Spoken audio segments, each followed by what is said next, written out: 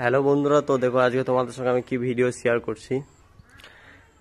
যে ভিডিও আগে জয় আমার বাগানটা পরিষ্কার করার ভিডিও যেটা দেখিয়েছিলাম, সেটা বাগানে কি অবস্থা দেখো এখন। এই যে বেগুন গাছগুলো দেখছো, বেগুন গাছে ফুল এসছে, বেগুন এসছে ছোট ছোট, এরা সব ফুল এসছে। আর এই দেখো ঝিঙে গাছটা, অনেক ঝিঙে ধরেছে, অনেকগুলো ধরেছে, ফুল ফুটেছে।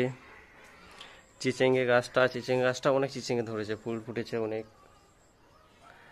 আর এই যে আমার ঢেঁড়স গাছটা দেখতে পাচ্ছ, ঢেঁড়স গাছটা ফুল ফুটেছে অনেক, এটাও অনেক ফল এসছে। এই দেখতে পাচ্ছ ফাঁকে ফাঁকে অনেক ফল এসছে।